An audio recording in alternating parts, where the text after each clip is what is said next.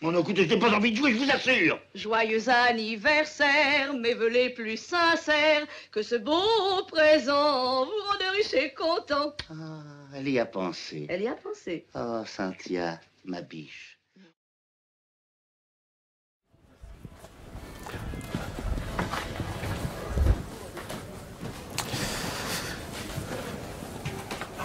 Mais je vais vous parler de deux des derniers livres qu'a produit notre maison d'édition, les éditions de la Librairie des Territoires. Il s'avère que lors d'une action avec des jeunes qui étaient en rupture scolaire, une action financée par la CAF, on a croisé deux jeunes, Fiona et Laura, et on s'est rendu compte, après les avoir vues pendant des mois, qu'elles écrivaient sur les difficultés qu'elles avaient rencontrées dans leur jeunesse avant 18 ans. Hein. Et donc Fiona, elle a été d'origine guatémaltèque, elle a été adoptée par une famille gersoise, et dans ce cadre-là, elle écrit les difficultés qu'elle a eues à être adoptée, les difficultés qu'elle a eues à retrouver ses racines, les difficultés qu'elle a éprouvées le jour où elle est revenue au Guatemala, et elle s'est rendue compte que l'adoption ne s'était pas passée dans des conditions les plus déontologiques. Et donc cette écriture, c'est une écriture coup de cœur par rapport à sa vie, et en fin d'ouvrage, il y a tout un chapitre sur les questions que pose ce genre de situation. Mais dans le deuxième livre, Laura aussi, qui quitte l'école à 17 ans, qui quitte le lycée à 17 ans, amoureuse folle d'un garçon, un jour, il rentre pas. Pendant 3 jours, il rentre pas, et elle découvre qu'il est en prison. Et donc dans ce livre, elle décrit toutes les difficultés qu'elle a pour aller le retrouver, toute la culpabilité qui repose sur elle au niveau de la famille, de ses amis, de l'institution, parce qu'elle est amoureuse de quelqu'un qui est en prison. Et donc 2 livres très, très touchants, écrits par des jeunes, et je pense que ces ouvrages, ça leur a permis de prendre confiance en elles et d'aller plus loin dans leur vie, puisque une maintenant est animatrice et l'autre va mener, grâce au soutien de la préfecture du Gers, une action auprès des femmes compagnes de prisonniers. La librairie de Saran, elle a été créée le 1er juillet 2000, donc on arrive à nos 20 ans. Elle s'est créée en 2000, et on voulait créer un lieu de rencontre autour du livre, au-delà d'une librairie, un lieu de rencontre autour du livre, associant un choix éditorial qui était vraiment le nôtre, et un lieu de convivialité pour permettre aux gens de se poser et de rentrer dans notre choix. Donc la librairie s'est créée, on a acheté un vieux bâtiment à l'époque qu'on a restauré, et on a ouvert vraiment dans une logique de non-demande. Je crois que ça, c'est le mot important. Il y en a plusieurs, mais non-demande, dans la mesure où créer un projet culturel en milieu rural, c'est là où il y a des similitudes avec Jendou. À Jendou, il y a 40 ans, les gens ne se sont pas fait créer des pétitions pour qu'il y ait un festival autour du cinéma, que les gens viennent découvrir les œuvres cinématographiques. Nous, c'est pareil, en milieu rural, des librairies, il n'y en a pas, et les gens se contentent du manque. Donc, dans cette logique de non-demande, donc on a créé la librairie, et on a fait en sorte qu'elle vienne installée. Si je parle de non-demande, c'est qu'à l'époque, quand on crée une activité, on nous demande de faire une analyse des besoins, de faire une analyse une étude de marché. L'étude de marché, elle était totalement négative. Et je me suis fait un plaisir à l'époque de montrer qu'elle était négative. C'est-à-dire que la zone de chalandise, elle ne permettait pas la création d'une librairie. Le choix des ruraux n'est pas la lecture. Les catégories socio-professionnelles qui sont autour du territoire, c'est pas celles qui lisent. Donc tous les critères étaient négatifs. Et moi je pense que pour conforter cette analyse de la non-demande, c'est important que quand tous les critères sont négatifs, de justement aller au-delà et créer. Alors pourquoi le titre La Tartinerie? Ça veut dire qu'il y a aussi le plaisir gustatif avec la littérature? Oui, alors là c'est intéressant aussi. Parce qu'au départ, quand on a fait du brainstorming avant la création, on était assez content d'une soirée qu'on avait passée entre copains, et on l'avait appelée la librairie Délivrez-vous. Délivrez-vous, comme une qui s'est créée d'ailleurs après, il y en a eu d'autres, à l'époque il n'y en avait pas. Et on était assez content du jeu de mots. Et alors là, je conseille à tous les gens qui créent des projets de ne pas s'amuser à des jeux de mots, parce qu'il n'y a que vous qui les comprenez souvent. Le concept de tartinerie l'a emporté, parce que, donc, librairie, c'est le cœur de l'activité. 80% de l'activité, c'est la partie tartinerie. Mais 20%, on fait des tartines. C'est-à-dire qu'on n'est pas restaurateur, on associe des produits finis, plutôt locaux, à la majorité locaux, et que l'on sert aux gens qui viennent à l'intérieur de la librairie, qui peuvent manger des tartines salées, des tartines sucrées. Et donc le mot tartinerie l'a emporté sur notre mot à nous, ce qui fait que quelques années après, on a changé notre carte, au lieu d'avoir la carte initiale librairie délivrez-vous, on a dit c'est la librairie tartinerie. Et voilà, c'est les lecteurs et les habitués qui nous ont trouvé le nom. Et donc vous vendez aussi des livres de cuisine alors? On vend quelques livres de cuisine, mais comme dans toutes les librairies de France, on vend quelques livres de cuisine. La caractéristique, c'est qu'on n'est pas que libraire. On est libraire, partenaire, on est dans le projet de Jindou. On vient travailler avec eux pour préparer notre stand. On est vraiment dans le projet, et dans le projet, c'est animer des débats tous les jours à midi.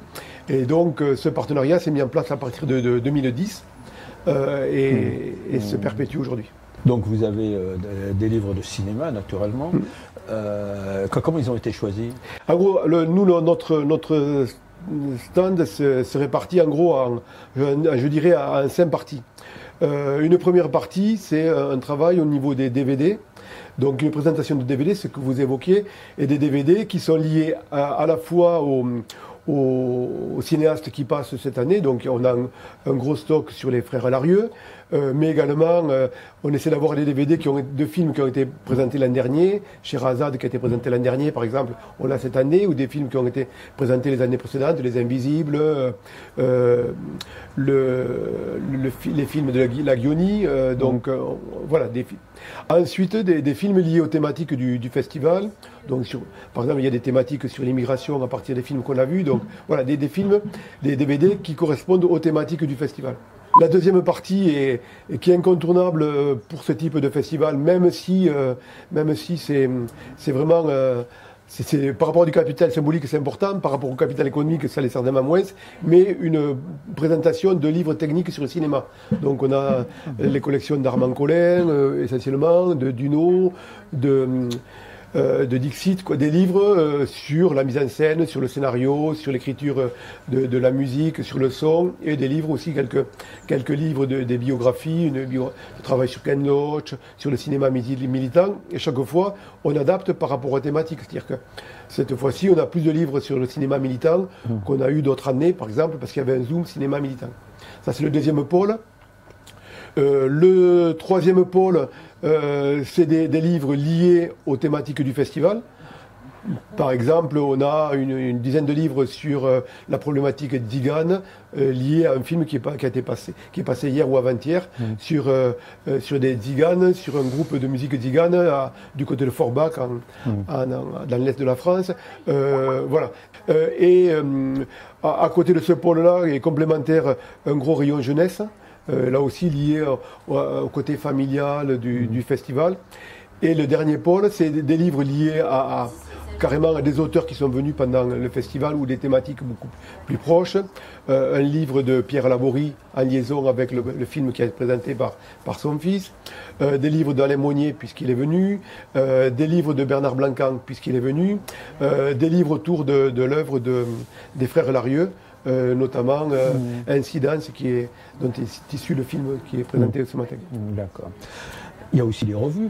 Vous avez Cinéma Action. On a aussi quelques revues, Ciné Action, on a les cahiers du cinéma reposés. Je dirais que...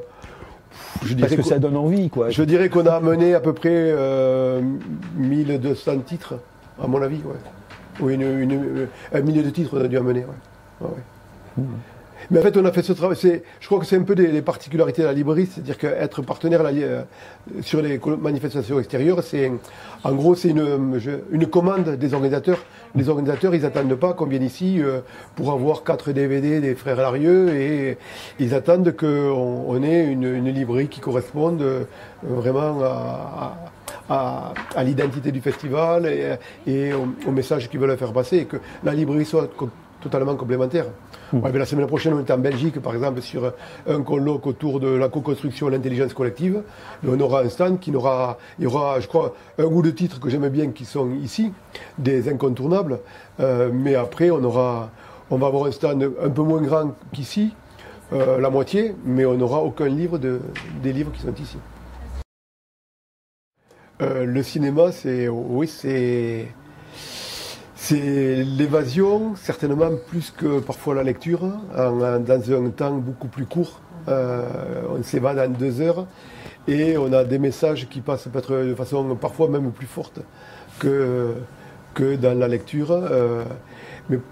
Mais le cinéma, pour moi, c'est aussi quand même, pour moi, il y a un élément de complémentarité avec le livre. Je crois que le cinéma, des fois, pour moi, c'est comme quelqu'un qui vient intervenir à la librairie sur une thématique, désobéir, comme on l'a eu l'autre jour, le film Désobéir. Mais la complémentarité avec le livre, c'est qu'on peut aussi aller vers les 200 ou 300 pages de Pierre Laborie qui vont parler de l'acte de désobéissance. Donc, il y a un lien et c'est un appel vers le livre. Pour moi, je veux dire que venir en milieu rural, c'est pas venir faire la cueillette par rapport à des gens qui viennent à la campagne. C'est, je dirais des fois en provoquant, que créer une librairie, créer un café, une épicerie, en gros c'est facile. Ce qui est dur, c'est que cette épicerie, ce café, cette librairie deviennent un acteur du développement territorial. Ça veut dire travailler avec les élus, ça veut dire travailler avec la population, ça veut dire pas faire pour mais faire avec les gens. Mais ça, c'est là que ça devient compliqué. Et je crois qu'aujourd'hui, à Saran, de la dynamique qu'on a mis en place, c'est 15 000 visiteurs d'abord qui viennent à la librairie dans l'année. On a mis en place il y a 6 ans, 5 ans, un festival autour de l'illustration, en partant du constat que l'illustration, on n'est pas éduqué à lire l'image, comme on est éduqué à lire du texte, et que voilà, on a travaillé sur cette problématique. De là, on a créé un festival qui fonctionne bien, qui est bien implanté.